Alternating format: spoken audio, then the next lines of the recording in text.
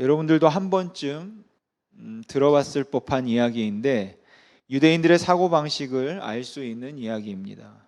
어느 유대인 랍비가 이방인에게 유대인들의 사고방식을 설명하기 위해서 이렇게 말했습니다.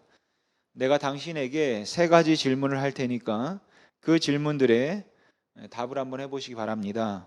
첫 번째 질문입니다. 두 사람이 굴뚝에 떨어졌습니다. 근데 한 사람은 깨끗하게 나왔고 다른 한 사람은 더러워져서 나왔습니다. 그럼 이 두 사람 중에 누가 몸을 씻었을까요? 이방인은 그건 너무 쉬운 질문이군요 라고 말하더니 물론 더러워져서 나온 사람이 씻었겠죠 라고 대답을 했습니다. 그러자 랍비가 말하기를 아닙니다. 틀렸습니다. 지붕에서 떨어진 다음에 그들은 서로를 쳐다보았습니다. 그리고 더러운 사람은 깨끗한 친구를 보고는 자기가 깨끗한 줄 알아서 씻지 않았고 깨끗한 친구는 더러운 친구를 보면서 자기도 그렇게 더러운 줄 알고 씻었습니다. 그러니까 깨끗한 사람이 씻었습니다 라고 답을 하였습니다. 이방인은 그 말을 듣고 그럴듯하다 이렇게 생각했습니다. 이어서 랍비는 두 번째 질문을 했습니다. 두 번째 질문입니다. 두 사람이 굴뚝으로 떨어졌습니다. 한 사람은 더러워져서 나왔고 다른 한 사람은 깨끗하게 나왔습니다. 누가 몸을 씻었을까요? 이방인은 좀 의아해하며 아니 그건 조금 전에 했던 질문하고 똑같은 질문이 아닙니까? 그러자 랍비가 말하기를 아닙니다. 전혀 다른 질문입니다. 그래서 이방인은 그렇다면 깨끗하게 나온 사람이 씻었을 겁니다 라고 대답을 했습니다. 그러자 랍비가 말하기를 또 틀리셨군요. 더러운 사람은 상대방의 깨끗한 모습을 보고 그 다음에 자기의 손을 보았습니다. 그리고 더러운 것을 알고 씻었고 깨끗한 사람도 상대방의 더러운 모습을 보고 난 다음에 나도 저렇게 더러운가 해서 자기의 손을 보니까 깨끗해서 깨끗한 사람은 씻지 않았습니다. 그러니까 더러운 사람이 씻었습니다 라고 답을 했습니다. 계속해서 랍비는 세 번째 질문을 이어갔습니다.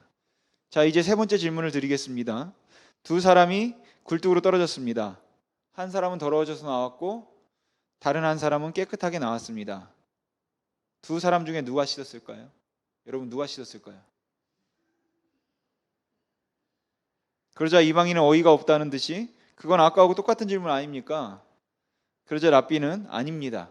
전혀 다른 질문입니다. 약간 화가 난 그 이방인이 아주 퉁명스럽게 대답했습니다. 모르겠습니다.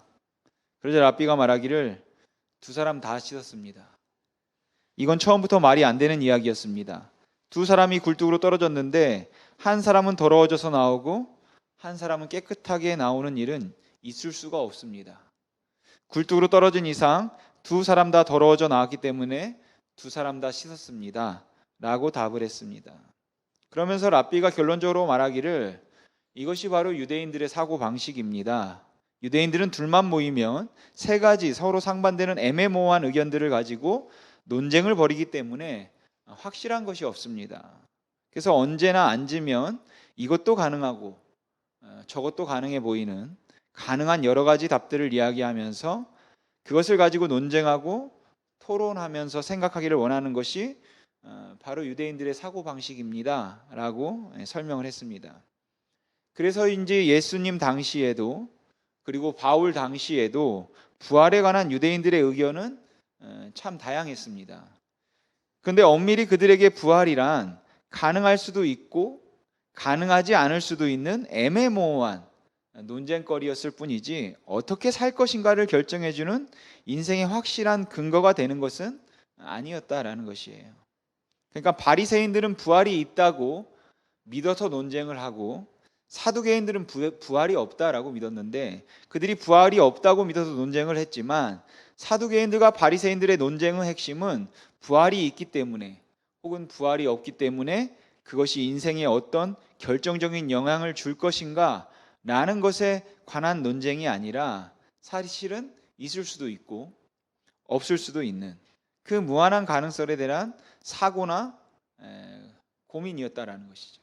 아니면 부활로 바리새인들은 꼴보기 싫은 사두개인과 로마를 뒤집어 엎고 싶어서 부활이 있다고 했고 또 부활이 없어서 그저 자신들의 기득권을 유지하고 싶은 사두개인들 그들은 그런 자신들의 유익을 위해서 둘 다 부활을 논쟁했을 뿐인 것입니다. 근데 사실 이런 애매함은 헬라 철학에도 있습니다. 헬라 철학자들은 무엇이 실제인가? 진짜 실체는 무엇인가? 진짜 실제는 무엇일까? 라는 것을 가지고 논쟁을 벌였어요. 이에 대해 어떤 사람들은 눈에 보이는 것만이 실제라고 말을 했고, 또 어떤 사람들은 눈에 보이는 것들은 사실은 실제의 투영인 허상일 뿐이고, 실체, 그 실체는 눈에 보이는 것이 아니라 그 너머 다른 곳에 있는 것이라고 이제 주장하는 사람들도 있었습니다. 여러분, 내가 지금 당장 경험하고 있는 것조차도 그것이 실제일까 아니면 허상일까, 가정일까, 실상일까, 허상일까, 그렇게 고민하고 있는 애매함이 신중함에서부터 비롯된 것이라면 뭐 긍정적인 면도 있다고 말을 할 수도 있겠죠. 하지만 이런 애매함에 결정적인 결함이 있는데 그건 행동하지 못하게 만든다는 것입니다. 아니, 행동을 전혀 요구하지 않는다라는 것이 문제이죠. 여러분, 확실하지 않으면 사람은 행동하지 않습니다. 여러분은 무엇이 실제라고 생각하십니까? 아마 대부분의 사람들은 이미 일어난 일들이 실제다 라고 말을 할 것입니다. 이런 경우에 실제의 반대말은 가상 혹은 가정이 되는 것이고, 일어난 일들만이 실제면 실제라는 것은 과거에 일어난 일과 현재 일어나고 있는 일들만이 되겠죠. 그리고 아직 일어나지 않는 일들은 실제가 아닌 것이죠. 그러니까 미래에 관계된 일들은 모두가 다 실제가 아닌 것이에요. 우리가 무엇인가 미래에 관해서 이야기하고 있는 것들은 모두가 다 실제가 아니라는 것입니다. 근데 저는 미래의 일이라 할지라도 일어날지 모르는 일과 틀림없이 반드시 일어날 일은 좀 구분되어져야 된다고 생각합니다. 물론 많은 경우에 이런 구분 역시 애매한 것이 사실입니다. 예를 들면 음주운전을 하면 사고가 날 확률이 그렇지 않은 경우보다 훨씬 높아서 어떻게 보면 일어날 일에 가깝지만 꼭 일어난다는 보장이 없기 때문에 사람들은 겁없이 음주운전을 할 수 있는 것이에요. 음주운전을 할 수 있는 이유는 물론 음주하고 운전이 가능은 하겠지만 그것과 함께 별일 있지 않을 수 있는 가능성이 그 안에 있기 때문에 그렇습니다. 근데 만약 누구든지 음주운전을 하면 반드시 100% 사고가 난다. 그러면 그래서 그것이 실제의 일이라면 아무도 음주운전을 하지 않을 것입니다. 하지만 음주운전을 해도 사고 나지 않을 수도 있습니다. 바로 그 사고가 나지 않을 수도 있다는 가능성 때문에 그 가능성이 희박하다 할지라도 사고가 난다는 것이 100% 확실한 것이 아니기 때문에 음주운전을 안 하는 그 행동을 취하지 않는 것이죠. 사람들은 사고가 안 난다는 가능성을 믿고 음주운전을 할 수 있다는 것이에요. 반대로 복권 당첨의 경우는 어떤가요? 이게 나에게 일어날 확률이 거의 없는 일임에도 불구하고 그 일이 일어날 수 있는 그 희박한 가능성 때문에, 사실 희박한 가능성도 실제가 아닌 가상일 뿐이고 어떻게 보면 허상일 뿐인데, 안 일어날 확률이, 복권에 안 당첨될 확률이 100%가 아니니까 멈추지 못하고 그 신라 같은 희망이 있으니까 안 되는 줄 알면서도 쉽게 포기할 수 없는 것이죠. 복권에 당첨될 확률이 아주 희박함에도 불구하고 사람들은 10년, 20년 한결같이 복권을 사기도 한다는 것이에요. 그러니까 아직 일어나지 않은 일들에 대해서 사람들은 그것은 일어날 수도 있는 일이고 일어나지 않을 수도 있는 일이기 때문에 그것에 의해서 내 행동을 결정하려고 하지 않는다는 것입니다. 그렇다면 죽음은 어떻습니까? 아직 일어나지 않는 일이기 때문에 죽음에 관해서 말하는 것은 비현실적이라고 말한다면 어떻게 생각하십니까? 여러분, 아직 일어나지 않는 일 중에 죽음보다 확실하게 일어날 일은 없을 것입니다. 그러니까 죽음은 가상의 문제가 아니라 실제의 문제죠. 그런데도 사람들은 죽음을 일어날지도 모르는 일로 전제하고 인생을 살아간다라는 것이에요. 물론 어떤 분들은 아니, 이 세상에 자기가 죽는 걸 모르는 사람이 어디 있냐, 모든 사람들은 다 자기가 죽는 걸 알고 살아가고 있지 않냐. 그러니까 죽음을 일어날지도 모른다는 가상으로가 아니라 죽음은 일어날 실제라고 사람들은 생각하고 있다, 라고 반론할지도 모르죠. 하지만 언제 죽을지 모른다는 잠깐의 그 시간적 여유 때문에 죽음을 아주 멀리 있는 것처럼 생각하고 사는 것은 죽음을 없는 것처럼 생각하고 사는 것과 크게 다르지 않은 것입니다. 여러분, 사람들의 문제는 죽음이 없다고 생각하는 것은 아니지만 그 죽음이 당장 나에게 일어날 일은 아니라고 생각을 한다라는 것이에요. 그래서 죽음은 비현실적인 일처럼 보이는 것입니다. 그러니까 사람은 죽음이 실제로 일어날 일이라고 믿지만 지금 당장은 내게 일어나질 않을 것이라는 그 믿음으로 죽음을 가상으로 생각한다라는 것이죠. 20세 청년이나 90대 노인이나. 그리고 이렇게 생각하고 있는 사람들에게 부활도 죽음만큼이나 애매한 것입니다. 이런 애매한 가운데 부활은 있을 수도 있고 없을 수도 있죠.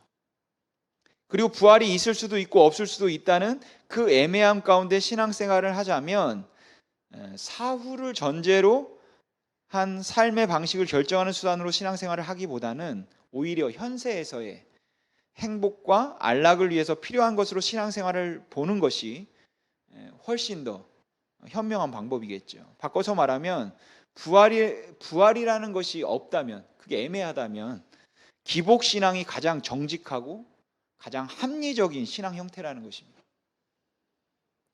저는 여러분들이 부활이 없다고 믿지는 않는다고 생각합니다. 그런데 부활이 없다고 생각하지는 않지만 부활을 애매하게 생각하고는 있다고 생각해요. 그렇게 부활을 애매하게 생각한다면 가장 합리적이고 가장 정직한 신앙생활의 모습은 기복신앙이라는 것이에요. 그러니까 부활을 믿지 않거나 부활이 애매한 것이라면 하나님을 믿으면 하나님께서 우리를 도와주셔서 우리를 형통하게 만들어 주실 것이고, 하나님을 믿으면 하나님께서 우리의 기도를 들어주셔서 우리의 질병을 고쳐주실 것이라고 말하는 거나, 그래서 그것이 우리가 하나님을 믿는 이유다, 하나님을 사랑하고 하나님을 섬기는 궁극적인 이유가 된다라고 하는 것이 가장 합리적이에요. 그게 가장 맞는 방법일 것입니다. 그리고 부활을 애매하게 대하는 우리는 어떻게 보면 그렇게 신앙생활을 하고 있죠. 하지만 우리가 그렇게 하나님이 나를 도와주셔서 나의 기도를 들어주시고, 하나님이 나를 붙들어 주셔서 나로 하여금 형통케 하시고 나를 잘되게 만드시고 나를 지켜주실 것이다 라고 생각하고 있는 그 신앙생활을 안 믿는 사람들이 보기에는 저런 신앙이라면 나는 갖고 싶지 않다 라는 생각을 갖게 할 만하다는 것입니다. 여러분, 우리가 그런 차원에서 신앙생활이라는 것을 본다면 정말 허무한 것이죠. 제가 이 땅에서 형통하고 잘되기 위해서 열심히 기도하고 믿음 생활하는 것이 허무하다고 생각하는 몇 가지 이유가 있습니다. 첫 번째로는 확률적으로 신앙을 가진 사람들에게 오는 행운과 신앙을 가지지 않는 사람에게 오는 행운의 차이가 그렇게 크지 않다라는 것이에요. 눈에 띄게 기독교인들은 부자들이고 비기독교인들은 가난하지 않다는 말입니다. 우리나라 50대 재벌 중에 기독교인이 몇 명이나 있을까요? 여수에 살고 있는 부자들, 아니면 여수에서 가장 장수한 분들 가운데 여러분, 기독교인들은 몇 명이나 될 거라고 생각하십니까? 여러분, 예수 믿으면 복을 받는다고 그렇게 강조를 하고, 예수 믿어서 복 받는 사람들은 예수 믿어서 복 받는 사람들의 사례를 여기저기서 수도 없이 듣기도 하지만, 그럼에도 불구하고 예수 믿는 사람들이 언제나 더 건강하고, 예수 믿는 사람들이 언제나 더 오래 살고, 예수 믿는 사람들이 언제나 더 부자라고 하는 통계가 없습니다. 안 믿는 사람들도 잘 살아요. 여러분, 만약에 평균적으로 예수를 믿는 사람들은 신앙생활을 하고 있는 기독교인들의 그 평균적인 수명이 95세인데 예수를 안 믿는 사람들의 평균 수명은 70세다 라고 한다면 교회가 미어지겠죠. 많은 분들이 교회 생활을, 신앙생활을 확실하게 할 것입니다. 근데 믿는 사람과 믿지 않는 사람의 수명의 차이가 없어요. 제가 알기로는 하나에서만 그 차이가 있습니다. 이걸 뭐 말해도 될지 모르겠지만 청기 누설인데, 미국의 존스 호킨스 대학교에서 조사하고 연구한 바에 의하면 믿는 사람들이 믿지 않는 사람들보다 더 오래 살지는 않습니다. 그런데 목사는 다른 사람들보다 6년 오래 산다고 합니다. 오래 살고 싶으세요? 내일 당장 신학교에 입학하시면 됩니다. 아무튼 믿는 사람하고 믿지 않는 사람의 수명의 차이가 없어요. 그럼 질병은 어떻습니까? 믿는 사람들은 질병에 안 걸리고 믿지 않는 사람들은 질병에 걸리나요? 믿는 사람들은 많이 안 아프고 믿지 않는 사람들은 많이 아픕니까? 똑같이 아프죠. 코로나 확진자가 교회에서는 안 나오나요? 믿는 사람들은 코로나 바이러스에 감염이 안 됩니까? 하나님의 은혜 가운데 믿는 사람들, 교회에 있는 사람들은 주님이 지켜주셔서 감염이 안 되나요? 그렇지 않죠. 교회에서도 감염되고 모두가 감염됩니다. 차이가 없죠. 지금 코로나로 다들 어려운 시기를 보내는데 그 어려움이 기독교인들만 피해서 갑니까? 예수 믿는 사람들은 지금 어려운 때에 평안하고 가게 문 닫는 사람은 하나도 없고 오히려 매출이 오르는 그런 일을 겪습니까? 잘 믿는 사람들은 고생하지 않습니까? 그렇지 않습니다. 똑같이 경험한다라는 것이에요. 두 번째로 한 사람이 예수를 믿고 난 다음에도 믿기 전과 변화되는 차이가 별로 없다라는 것입니다. 내가 예수를 믿지 않을 때는 인생이 꼬여서 너무너무 힘들게 살았는데 예수를 믿었더니 인생이 술술 풀려서 아주 풍요롭게 살았더라면 그나마 신앙생활 하는 게 재밌겠죠. 내가 예수를 믿기 전에는 하는 일마다 안 됐는데 예수 믿고 난 다음에는 그냥 손만 대는 일마다 다 돈이 되고 이런 거 경험할 수 있다면 저는 예수 믿을 만하다고 생각을 하고 믿는 재미가 있겠다. 그런 신앙생활이라면 한번 해볼 만하다 생각도 듭니다. 물론 그런 경험을 한 분들도 계실 것이죠. 계실 것이에요. 그리고 저는 그런 분들이 틀렸다 이런 것을 말하는 것은 아닙니다. 그런데 생각해 볼 것은 예수 믿는 사람들이 믿고 난 다음에 더 잘 살게 되었다는 확률이 믿지 않는 사람들보다 높다든지 아니면 자신의 인생을 볼 때 내가 예수 믿기 전보다 믿은 후에 잘 되었다고 말하는 사람들 못지않게 예수를 믿어도 여전히 힘드네요. 예수를 믿는데도 내가 주님을 정말 사랑하는데도 왜 이렇게 힘들고 매일 아프고 매일 이렇게 어렵고 근심 걱정이 끊이질 않는지 모르겠네요 라고 말하는 사람의 숫자도 만만치 않다는 것입니다. 그러니까 예수 믿고 난 후에 잘된 분들도 있고 그걸 체험한 분들도 있겠죠. 그게 잘못되고 틀렸다는 것이 아니라 확률적으로 볼 때 그렇지 않은 경우도 허다하다라는 것이에요. 이것을 증명할 수 있는 방법은 목사들을 보면 알 수 있을 것 같아요. 여러분, 목사들이 모두 다 믿음의 사람들이라고 가정한다면, 그래서 하나님을 바라보고 그들이 정말로 하나님을 진심으로 사랑하는 사람들이라고 그렇게 우리가 전제한다면, 그리고 그 신앙의 위대함, 하나님을 사랑하는 사람들의 위대함이 기복을 통해서 나타난다면, 즉 하나님은 그 사랑하는 자에게 복을 주셔서 그 사랑하는 사람들이 이 땅에서 사는 동안에 형통하게 하시고 그 기도를 응답해 주신다고 말한다면 정말 목사들은 잘 살아야 되고 교회들은 다 부흥해야 되겠죠. 그런데 대형교회 목사들처럼 복을 받은 목사들보다는 복을 받지 못해서 가난하고 어렵고 질병으로 고생하는 목사들이 훨씬 더 많습니다. 저희 교회도 개척 3년 차로 작은 교회인데 저희보다 더 오래되었는데도 더 어려운 교회들, 목사님들도 많아요. 한국의 85%의 교회가 재정 자립이 되지 않은 교회들입니다. 그렇게 어렵고 힘들고 가난하게 사는 사람들을 보면서 신앙이라고 하는 것이 예수 믿으면 형통한다, 예수 믿으면 복 받는다, 예수 믿으면 가난함을 극복할 것이고 예수 믿으면 잘 된다 라는 것이 확률이라고 생각하더라도 어떻게 보면 확률적으로 훨씬 더 떨어진다라는 것이죠. 세 번째로는 신앙의 힘으로 어려움을 극복했다고 해도 대체로 걸리는 시간이 너무 길다는 것입니다. 30년 만에 응답된 기도가 30년의 고난을 보상해 주지 못하는 경우들이 많다는 것이에요. 물론 하나님께서 즉각적으로 우리의 문제들을 해결해 주시는 경우도 있죠. 하지만 흔하지는 않습니다. 하나님 앞에 기도했더니 내가 기도하자마자 하나님께서 즉각적으로 응답해 주셔서 내 모든 문제를 해결해 주셨다라고 말하는 경우도 있는데, 확률적으로 그런 경우보다 오래 기도했는데도 하나님께서 응답해 주시지 않으셔서 계속 기도해야 되거나, 아니면 하나님께서 긴 시간 동안에 걸쳐서야 겨우 응답해 주시는 확률이 못지않게 높다는 것입니다. 하나님께서 언젠가는 도와주겠지, 언젠가는 잘 되겠지, 언젠가는 하나님께서 내 기도를 들어주셔서 문제를 해결해 주실 거야 라는 생각으로 십수년 소망을 가지고 살지만 이루어지지 않는 경우들도 허다하게 많고, 아주 오랜 세월 끝에 겨우 이루어지긴 했는데 이루어져서 누리는 그 기쁨이 너무 잠깐이라서 허망하다는 생각이 들 때가 많다는 것입니다. 어느 분이 만약일 30년 동안 기도했는데 그 신실하신 하나님께서 30년 만에 내 기도를 응답해 주셔서 드디어 제 사업이 일어났습니다. 근데 그렇게 되고 나서 10년 후에 은퇴하셨습니다. 그러니까 30년 동안 그렇게 인내하며 기도했는데 그래서 누리게 되는 그 기쁨이 때로는 잠시밖에는 되지 않는다는 것이에요. 그러니까 믿음 생활이라는 것은 희박해 보이는 가능성에 연연하면서 이러지도 저러지도 못하는 애매한 것입니다.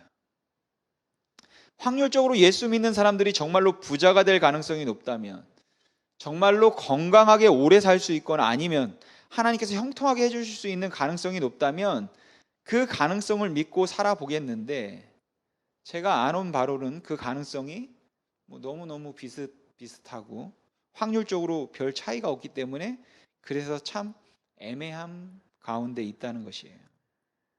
믿음 생활은 바로 이렇게 희박해 보이는 가능성을 붙들고 살아가고 있는 애매한 것입니다. 근데 포기할 수 없죠. 될지도 모르니까. 10년을 내가 기도했는데 지금 포기할 수 없죠.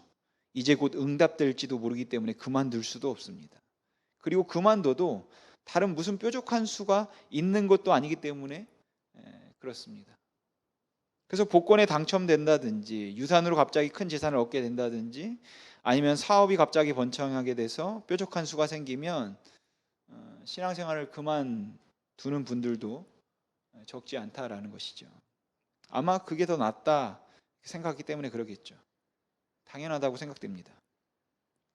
이렇게 우리들의 믿음 생활이라는 것은 이러한 애매할 수밖에 없는 가능성 가운데서 이러지도 못하고 저러지도 못하는, 내가 믿음으로 살기도 그렇고 믿음으로 살지 않기도 그런 애매함 가운데서 망설임의 망설임으로 이어지는 것이 신앙생활이라 허망한 것입니다. 물론 이런 저에게 이렇게 말씀하실 분도 계실지 모르겠습니다. 저 목사가 도대체 저런 말을 하고서 어떻게 목회를 하려고 하나. 사실 목회를 좀 제대로 한번 해보려면 교인들에게 이야기할 때 이렇게 해야겠죠.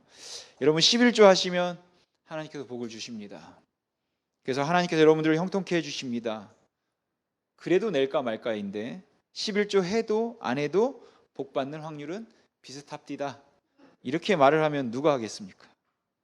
예수 믿고 교회에서 봉사 열심히 하면 자녀들이 좋은 대학 갑니다 라고 말을 해도 그 말을 믿어줄까 말까인데, 주님 앞에 봉사하고 헌신한다고 하더라도 좋은 대학교 갈 확률과 떨어질 확률은 비슷합디다.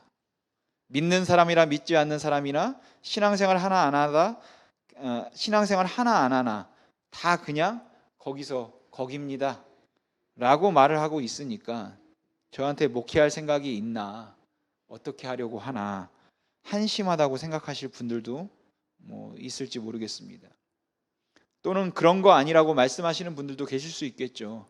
하나님께서 도와주셔서 기도의 응답을 받고 병고침을 받고 하나님 앞에 11조를 함으로써 하나님께서 형통하게 하시고 사업이 크게 일어났던 분들도 계셔서 간증하려면 간증할 분들도 계실 거라고 믿습니다. 여러분들 중에도 있을 수 있다고 생각해요. 그래서 그게 아니라고 말씀하셔도 충분히 이해합니다. 근데 제가 믿기는 그렇게 간증할 분들이 계신 건 못지않게 나는 11조 했는데 내 인생은 풀리지 않았습니다 라고 간증할 분들도 비슷한 숫자일 것입니다. 그러니까 확률적으로 그게 그거라는 것이에요. 신앙생활 안 해도 크게 차이가 없다는 것입니다. 이제 이렇게 말하면 이제 장사하기는 다 그런 것 같습니다. 그래도 어쩌겠습니까? 그게 사실인데. 근데 그건 제가 이렇게 이야기하는 것이 아니라 바울도 인생을 그렇게 이해했다라는 것이에요. 사람들은 가능성과 가상의 근거에서 살기 때문에 헌신도 애매해지고 삶의 목적도 애매하고 행동도 사실은 애매합니다. 그래서 혹시 여러분들 중에 어떤 일에 대해서 마음의 결정을 내리지 못한 채 애매함 때문에 행동할 수 없는 분도 계실지도 모르죠. 근데 여러분, 우리 인생에 부활을 생각하면 이제 그림은 완전히 달라진다라는 것이지요. 바울은 인생은 그렇게 허무한 것이라서 부활이 없으면 우리의 믿음도 헛것이고 부활이 없다면 내가 너에게 말한 것들도 다 헛것이라고 말합니다. 여러분, 바울이 말한 부활이 없다면 우리의 믿음이 헛것이라는 게 도대체 무슨 말이겠습니까? 바울이 말하고 있는 건 그렇게 열심히 신앙생활, 믿음 생활한다고 할지라도 부활이 없다면 다 헛것이라는 것이에요. 왜냐하면 그것 때문에 다른 사람들보다 더 잘 사는 것도 아니기 때문에 그렇습니다. 여러분, 바울이 말하고 있는 것은 인생은 그렇게 허무한 것인데 인생의 변수는 어느 날 갑자기 하나님께서 성령으로 개입하셔서 우리의 인생의 질을 높여주시고 우리의 문제를 해결해 주심으로 생기는 것이 아니라 인생의 변수는 인생이 죽어서 다시 살아서 영원히 죽지 않는 부활에 있다라는 것입니다. 부활이 있다면 거지 나사로처럼 부자의 상에서 떨어지는 것을 주워 먹고 개들이 와서 상처를 핥는 그 비참한 인생을 살았어도 그에게 불쌍한 인생이라고 말하지 못하는 것이고, 부활이 있다면 최고급 식당에서 매일 호의호식하면서 손에 물 한 방울 묻히지 않고 살았다고 해도 복받은 인생이라고 말하지 못한다라는 것이. 부활이 있다면 여러분, 부활은 인생 최대의 변수인 것입니다. 여러분, 바울은 정말로 잘 나가는 사람이었죠. 그는 재력 있고 영향력 있는 부유한 집안의 아들로 태어나서 그 다소라는 곳에서 헬라 문명에 익숙해져 있을 뿐만 아니라 13살에 예루살렘으로 유학을 왔던, 그래서 당시 최고의 석학이었던 가말리엘 밑에서 공부를 한 히브리 유학파 실력자였습니다. 거기에 랍비였고 바리새인이었죠. 그뿐만 아니라 바울은 돈을 주고도 못 산다는 그 당시에 로마 시민권을 태어나면서부터 가지고 있던 사람이었어요. 그러니까 갑작스럽게 그에게 재앙이 닥치지만 않는다면 바울의 생애에는 큰 고난 없이 풍요롭게 여유롭게 살 수 있는 확률이 아주 높았다라는 것이죠. 어떤 큰 재앙만 갑자기 그에게 닥치지 않는다면 그가 가지고 있는 여건과 재력과 그가 가지고 있는 재능과 그가 가지고 있는 모든 가능성을 놓고 생각해 볼 때는 바울은 풍요롭게 살 수 있는 가능성이 훨씬 높았던 사람이라는 것입니다. 그런데 그에게 갑작스러운 재앙과 같은 일이 일어났습니다. 부활하신 예수님을 만난 것이에요.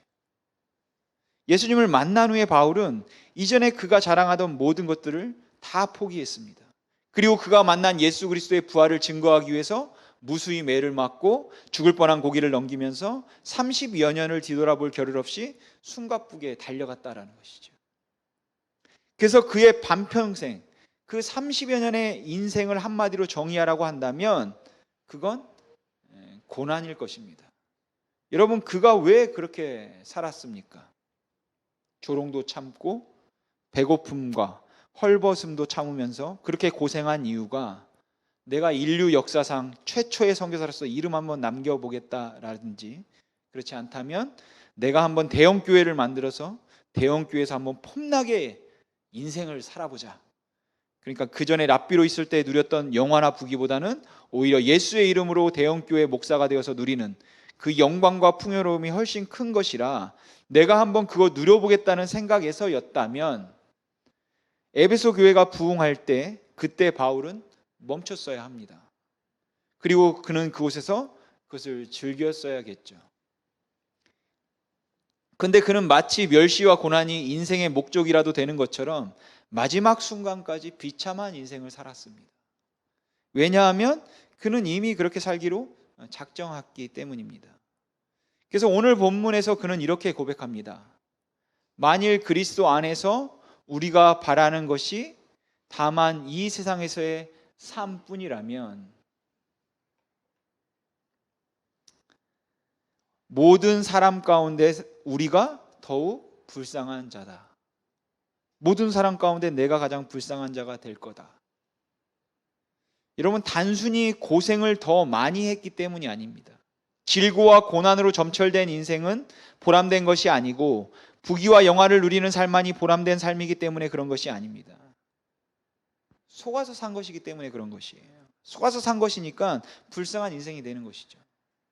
없는 것을 있다고 생각하고 그것에 모든 것을 맞추고 살았기 때문에 부활이 없다면, 그가 30년 동안 그 죽을 고생을 하면서 살았던 모든 것들이 다 물거품이 돼버리고 그 인생은 가장 불쌍한 인생이 되어버린다는 말입니다.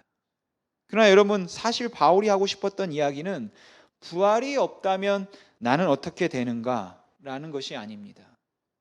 바울이 하고 싶었던 이야기는 부활이 있다면 그 부활의 날 가장 불쌍해질 사람이 있을 거라는 것이죠. 그리고 그들은 있는 것을 없다고 속아서 산 사람들인 것입니다. 그래서 바울이 보는 바로 모든 사람들의 인생의 최대의 변수는 소유도 아니고 지위도 아닌 부활이었던 것이에요. 부활이 없다면 우리는 가장 불쌍한 인생이 될 것이고, 부활이 있다면 우리는 가장 영광스러운 인생이 된다는 것입니다. 하지만 너무 많은 신앙인들에게 부활은 확실한 인생의 최대의 변수가 아니라 사실 애매한 가능성 정도라는 것이 안타까운 현실이라는 것이죠. 그래서 많은 사람들이 이것도 저것도 아닌 애매한 삶을 살고 있습니다. 부활이 있다고 말하면서 없는 것처럼 세상에 있는 것들에 연연하며 살기도 하고, 부활을 믿지 않는다고 말하기에는 신락 같은 가능성이라도 부활이 있을지 모른다는 두려움에 원하는 대로 또 마음대로 살지도 못하는 것이에요. 부활이라고 하는 것을 가능성에 근거한 것으로 보기 때문에 내가 주님을 위해서 온전히 헌신하는 것도 자신이 없고, 그렇다고 해서 부활이 없는 것처럼 내 인생을 마음껏 즐기자니 두렵고 그것도 못하는 그런 애매함 가운데 있다는 것이에요. 그래서 어차피 인생이 이렇게 도박이라면 없다에 걸고 사는 것보다는 있다에 걸고 사는 게 더 마음이 편하겠다 싶어서 신앙을 가지는 것이 그래도 믿져야 본전인데 라고 말하는 분들도 계시죠. 있는 줄 알았는데 없으면 큰 손해 볼 건 별로 없지만 없는 줄 알았는데 있으면 그건 정말 낭패잖아요. 여러분은 신앙생활 하면서 어떤 소망을 가지고 살아가십니까? 혹시 여러분들은 내가 하나님을 한번 믿으면 하나님께서 나를 죽지 않게 만드셔서 건강하고 오래오래 살게 하실 뿐만 아니라 하나님께서 내 기도를 들으셔서 나를 형통하게 하시고 나를 부유하게 하시고 하나님께서는 나로 하여금 이 땅에 사는 동안에 아무 걱정도 근심도 없게 하실 것을 믿고, 여러분 그것에 소망을 두고 신앙생활을 하고 계십니까? 이 부활주일에 여러분들의 진정으로 위로가 되는 것은 무엇입니까? 하나님이 우리와 함께 하시니, 하나님이 우리를 지켜주시니 여러분의 사업이 형통할 것입니다. 여러분의 병이 나을 것입니다. 하나님께서 즉각적으로 응답하셔서 여러분의 모든 문제가 해결될 것이고 여러분의 자녀가 형통할 것입니다. 여러분, 이러한 설교가 여러분에게 위로가 되시나요? 근데 사실이 아닙니다. 그건 사실이 아닐 뿐만 아니라 우리는 그것을 바라보면서 그것을 소망하며 살아가는 사람들도 아니라는 것이에요. 여러분, 우리의 소망은 거기 있는 것이 아니라 바로 예수 그리스도의 부활에 있음을 여러분 잊지 마시기 바랍니다.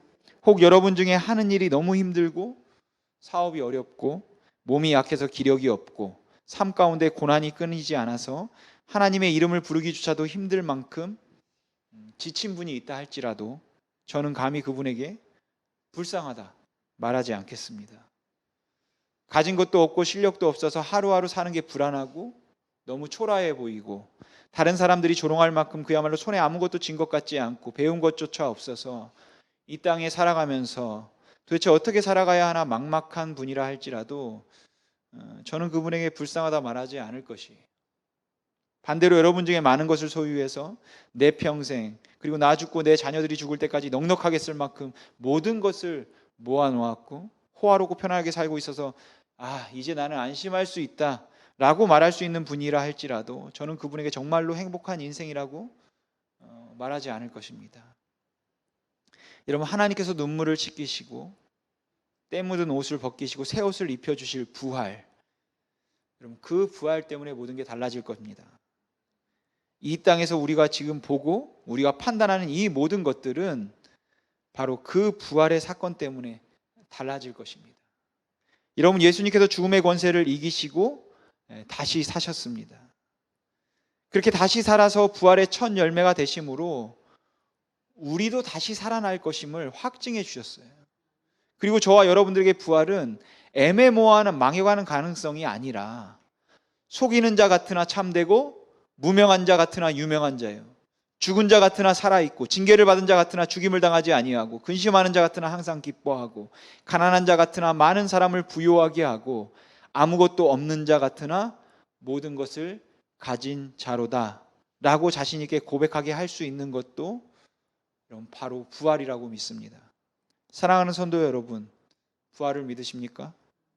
믿으신다면 지금까지 인생 끝에 부활이 없어도 크게 손해볼 것 없다고 그렇게 없도록 살아왔다면 이제는 부활 앞에서 그런 부끄러운 인생이 아닌 부활을 믿는 자로서 삶의 행동을 여러분 하시길 바랍니다. 여러분, 저는 부활을 믿습니다. 그래서 부활은 저에게 애매한 가능성이 아니라 죽음과 마찬가지로 제게 일어날 실제적인 사건입니다.